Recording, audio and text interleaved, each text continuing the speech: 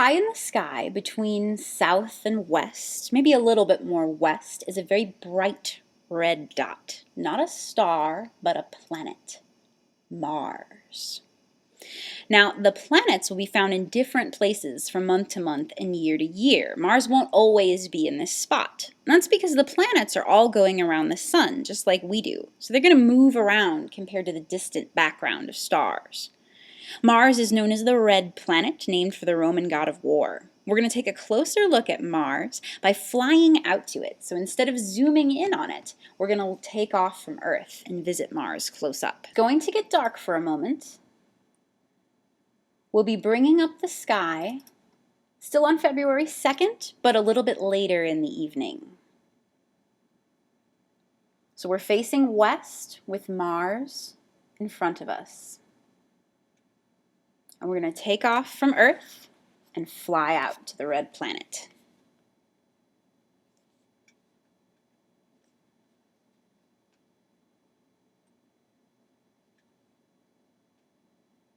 We're traveling 140 million miles through space.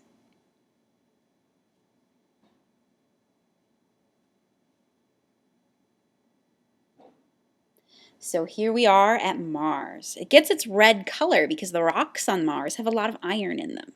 It's kind of like Mars has rusted. It's a lot of iron oxides that are in the rocks and dust that we see on Mars.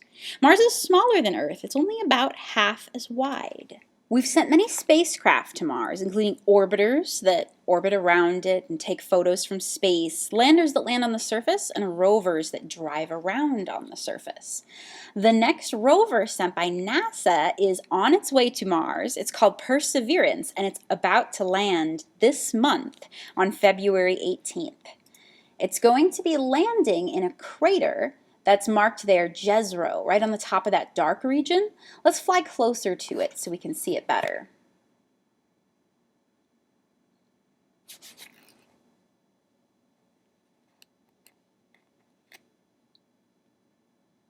So looking at this crater from space, you can kind of see along the top edge that there is a channel. It's a sort of a dark channel, and it's a delta from an ancient river. Now we can see this more clearly in a photo that was taken by the Mars Reconnaissance Orbiter from space. So we're going to bring that picture up. So it's sort of the top side corner that you see there, sort of the upper left corner where you see that river, that curve of the river delta as it flows into the crater. Now, it's not an active river, it's dried out. But this picture is color-coded to show us some different minerals that have been detected from space, kind of by looking at the light signature bouncing off the rocks. The green is showing us where there's carbonates. On Earth, carbonates are where we find fossils preserved. And so the hope is that this is a dried delta from a river that once flowed into this crater, and that if there was ever life on Mars, we could maybe find a fossil record in carbonates like this. So one of the goals of Perseverance is to look for any evidence we can find of past water and maybe even past life. Now, Perseverance is also going to test some new technology that we hope is going to prepare us for taking humans to Mars in the future. It will be an exciting mission. But it's not the only one running on Mars. There are other active missions happening on Mars right now, including another rover called Curiosity. Curiosity has been going strong since 2012 when it landed in Gale Crater. It also looks for evidence of past water, but it's on a different side of Mars. So let's leave Jezero Crater and go fly over to Gale Crater.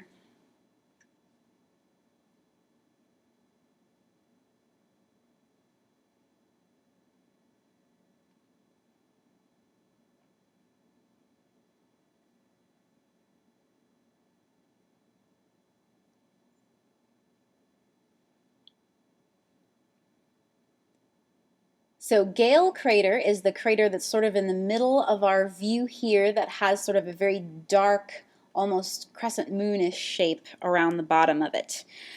This crater contains a mountain in the center called Mount Sharp that shows evidence of channels possibly carved by water that would have filled the crater long ago. Now, the building up of layers of sediment is what we think formed Mount Sharp in the middle of this crater. So built up from sediment being layered by water once existing here. So let's take a closer look at Mount Sharp landing in Gale Crater.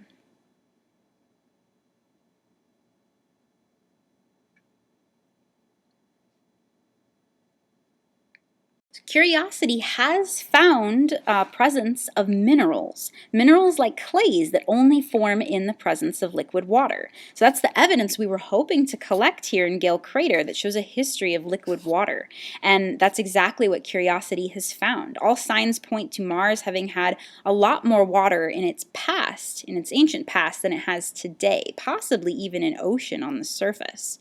Although that would depend on Mars having had a thicker atmosphere in the past as well. We're going to take a look at a photo that Curiosity took just last year. And it shows some exciting water-related discoveries. So in this picture, what we're seeing is an area called the green Hue Pediment. So this is a raised slope, and Curiosity found it has a strange texture on it. Let's zoom in a bit more to see it more clearly. So this strange, almost sort of goosebump-like texture is concretions of hematite. So hematite is an iron oxide mineral. It only forms in the presence of liquid water. And the concretions, that means sort of little nodules. They form when you have acidic groundwater that rises up, it moves through layers of other rock, and it causes these harder, more compact spheres to sort of precipitate out of the water. And so these concretions can be evidence that there was water sort of flowing through the rock here. And similar concretions were actually found in a completely different area of Mars, yet again by an older rover. It was found in 2004 by Opportunity. Let's take a look at that picture because Opportunity saw these concretions very close up. So we have a good view of what they look like. And so these were once nicknamed the blueberries. And so again, these are little nodules that form from liquid water moving through these rocks. And when Curiosity found these nodules all across the green Hue Pediment, that was actually telling us more than just there was once water here. It's actually telling us when we found them all along the pediment that the history of the water as it flowed through this crater, because the green Hue Pediment would have formed as this crater was drying out, going from wet to dry. And the fact that there are nodules all along it means that the water returned to the lake in Gale Crater after it dried. So there's sort of evidence that the watery conditions in this crater lasted for probably longer than we previously thought, perhaps returning after a drying period. And so, when we send rovers to Mars, we can study the history of past water and look for signs of life that might have developed then.